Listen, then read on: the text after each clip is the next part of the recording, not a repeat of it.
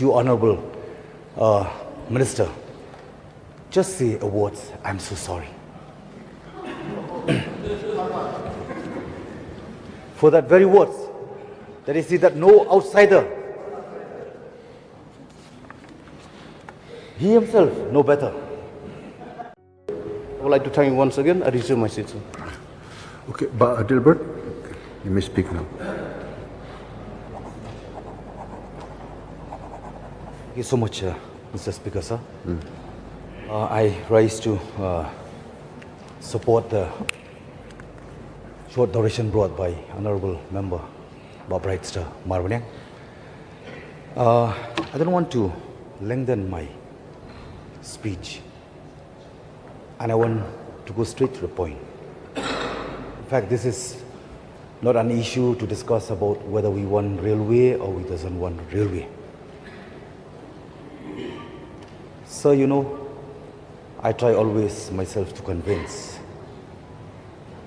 what is black, what is white, what is wrong, and what is right.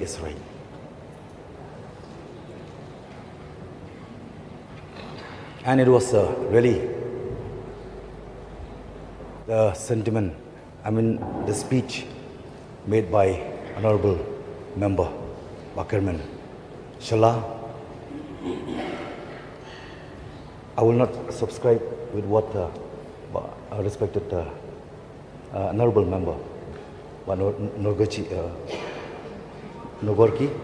Sngap, that he was mentioning about we as a voice of people party, mentioning about the divisive politics. We are not so much concerned about that divisive politics, but we are very much concerned about divisive community. We don't want to see that the community are being divided by any means. Maybe because of any interest arises.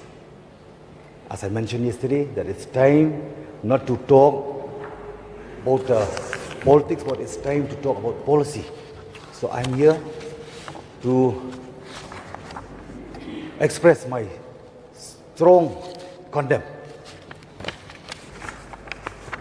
for these very speeches made by Bah Kyrmen. The hurt, the sentiment of the people are large, and it gives a space to a divisive community. I don't have any other say. It's a small, humble suggestion to the Honorable Minister, because we don't know the real intention. What does he mean by saying these words? If it is in my place, I would like to remind, as I have been compelled myself during the time when I faced the Honorable Judge, the Honorable Chief Justice of the Honorable High Court. I told them in front that I'm ready to tender my apology if 100 times, 1,000 times, or lakhs times, but I will not giving up to fight for the cause. So I will not lengthen my speech. Just a few, just a simple request to you, Honorable Minister. Just say a word, I'm so sorry. For that very words, that is that no outsider, he himself no better. What does he mean, outsider? Whom he mean, outsider? If it is in my, if it is, I'm in your place, I would have done that. This chapter is closed. It's up to you. This is only a few expression for my end. With these very few words, Mr. Speaker, sir, thank you for this opportunity. So, Minister in charge to reply, please.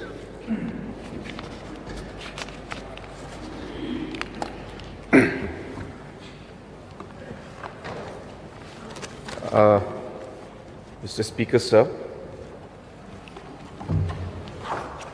a lot of points about this particular short duration discussion, and I thank the Honourable Member for bringing this short duration discussion. At the same time, I thank the members for participating in it. But surely this short duration has become a long duration discussion. And we have a very long reply to the Governor's address and debate, and even a longer speech of the on the budget speech. I think today will be the longest budget speech that we may have, and I'll explain later, sir. So therefore, I'm happy that we are able to hear the concerns that our members have put. Sir, without going into the details of the facts about the different railway lines that are or were proposed in the state, because all these numbers are here in front of me, I don't want to take the time of the House to go into those facts. I'd like to come straight to the issue that is there in front of us. Sir, number one, this discussion has taken place at more informal level with many stakeholders, many leaders, citizens, to get a feedback as to what would be the right way to move forward. And this, of course, has got a lot of divergent views, if I may. And obviously there are a lot of sentimental issues attached with this entire issue of railway connectivity. And as a government, we have been very, very clear from day one that keeping the sentiments of the people in mind, as mentioned by Honourable Minister, a member for Mokurwat and other members, we have been very clear that we will only move forward with these projects after detailed consultation with the stakeholders and getting a general consensus as to how we should move forward. And at this point in time, so let me also inform the House that the suggestion that was given to us a few days back by the Leader of Opposition is maybe one of the right suggestions to move forward. That we will call different political parties, we will call different stakeholders, let us discuss. Let us put all the facts in front. Let us put all the possibilities in front. Sometimes I'm always very big fan, I should say, of this word. Sometimes when we negotiate, we end up negotiating based on position.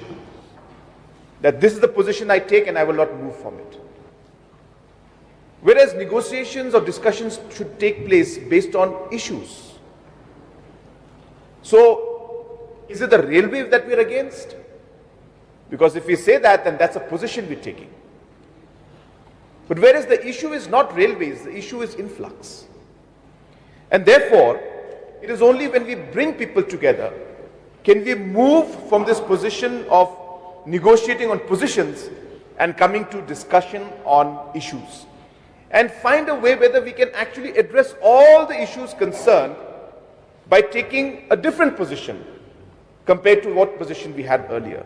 And that's the basic rule of negotiations, sir. And therefore, I think this it'll be a very positive way, and I would like to share that we will be calling a meeting, number of meetings. We will get our stakeholders together. Let us put everything on the table. Let us try to discuss, thrash out issues, and see if there is a possibility for us to move forward. So this I would like to state, sir, as a general statement in terms of all the railway connectivity in the state. Sir, I also would like to state this, and this is something that will be one of the important points that we'll mention while the meeting happens. And I'll say it now because the whole state is listening.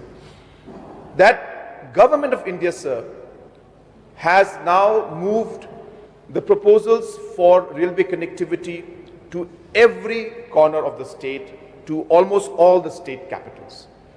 We may be one of the few or maybe the only one left today which will be left with